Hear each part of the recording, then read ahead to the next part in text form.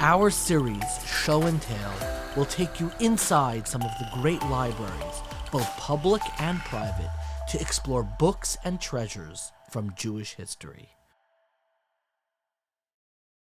You divided this whole exhibit up into like 3 parts. Yes. And the room that we were just in was called Luminaries. Luminary. Luminary. As where in you Maimonides in his own time. Maimonides himself. Now we're stepping into this new, this is almost like the biggest room. Looks like it has the most manuscripts, etc., etc. So what room is this? This is called Radiance. And what are you trying to show in this room? So What's this is the happening here? expansion of his legacy. In the other room, which was Luminary, we had Maimonides himself and his immediate impact in those following 2 centuries. Mm-hmm.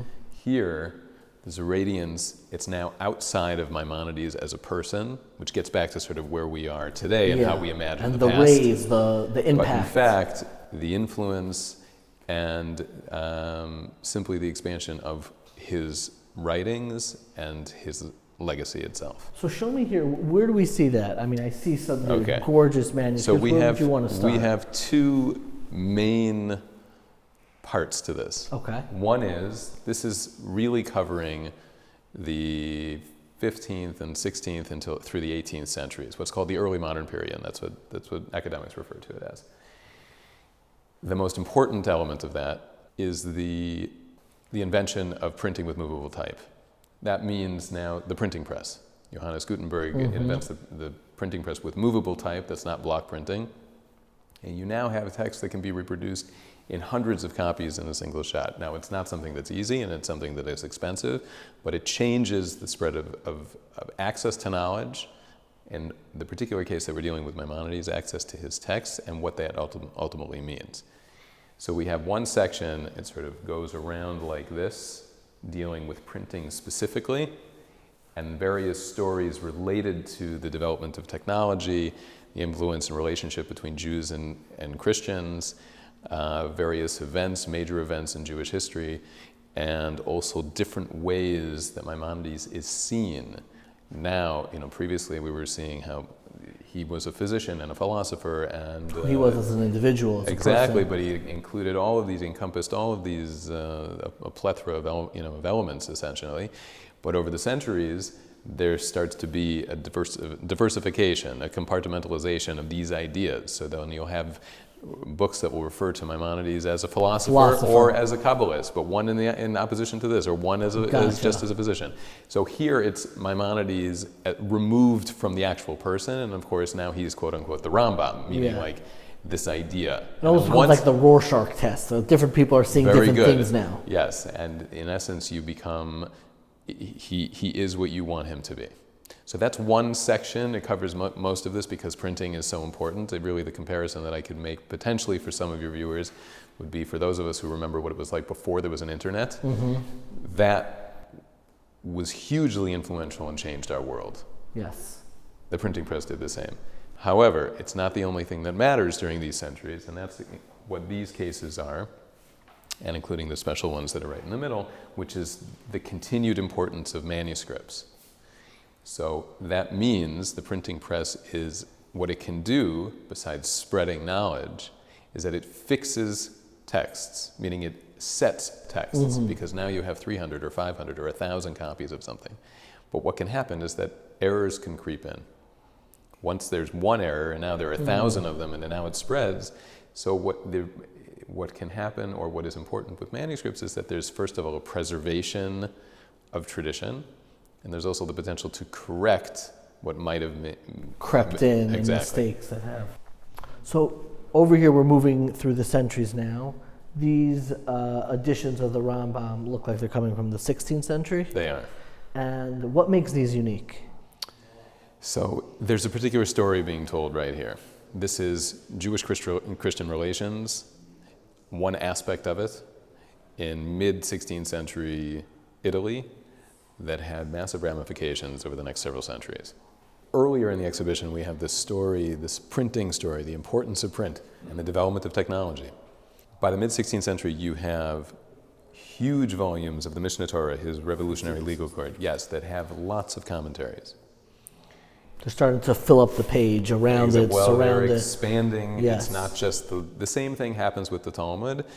the technology develops that you can keep it adding, you can use different fonts, and in these particular cases, these are two editions, rival editions, printed in Venice between 1550 and 1551 of the Mishneh Torah. There was a rabbi in Padua. Padua is now a 25-minute train ride from Venice, named Meir Katzenellenbogen. He had written a commentary on the Mishneh Torah. He went to one press in Venice. The press was owned, Jews were not the owners of the presses. This press was owned by Marco Giustiniani, and he wanted to reproduce his commentary with the Giustiniani Mishneh Torah. They had a falling out. He pulled his commentary, that is Rabbi Meir Katzenellenbogen. Pulls his commentary. Exactly. Went to a rival printer, Bragadini, and said, okay, I'll print this with you. Bragadini says, yes, great. And you now have two rival editions. The reason is because Giustiniani produced an unauthorized version of the Mishneh Torah with the Katzenellenbogen commentary. With the commentary. Yes. This is like So now early copyright law. It is exactly an issue of copyright. Each of the lawyers, Katzenellenbogen himself is upset about it. He actually writes to a very young Moshe Isserlis, the Ramah, saying one has to be banned, the one that's unauthorized. But the presses themselves are also, they have a problem. Because you have to now sell your copies and which your one. stock. Right, exactly. So they have lawyers. This is the early 1550s. They go to papal authorities. The church essentially uses this as an opportunity to ban Jewish, specifically rabbinic texts. There are orders, this goes back and forth, and Why? it's over a Because number the of church years. is just like, enough. There's a concern over heresy and the concern of what the rabbinic texts are saying. And that all emerges from this copyright case. This is precipitating it. It's not going to come out of nowhere. It does, Gotcha. but it represents what takes place, and it ultimately is one of the factors that leads to, famously, these massive conflagrations, these burnings of the Talmud and other rabbinic texts in Venice in 1553 and in Rome in 1554. We have a document on the wall from Venice ordering that Jews provide all rabbinic texts. It's not all Hebrew. It's not a biblical text. It's specifically rabbinic text because the Bible, what's It's quote still unquote the Old sacred exactly. in the Christian world. But it states that you have to submit these things to be checked and ultimately to be destroyed. Wow. The fragment on the right happens to be something that survived such a destruction because it was a commentary on the Mishneh Torah, written, not printed. This is from the 15th century, so before printing, mostly before printing. A commentary, the Maggid Mishnah, that was written on parchment. Parchment being a very stiff, first of all, it's very expensive. And durable. And church authorities, as thousands and thousands of rabbinic texts are coming in, anything that's paper can be destroyed, but if there's something that's parchment, we can use this to stiffen bindings for our own books. Oh. So there is something... The church didn't even destroy it. Exactly. So that now it's the text itself essentially becomes eradicated. It's not going to be used. We don't, we as the church don't have to worry about Jews now studying this, but instead it can be used. And in fact, there are thousands of these examples all over European libraries. We used the expression Cairo Geniza before, and we described exactly what a Geniza is. There are scholars in Europe who now refer to the European Geniza, which in essence means in these European libraries, texts that were confiscated, that were now used and are on shelves today.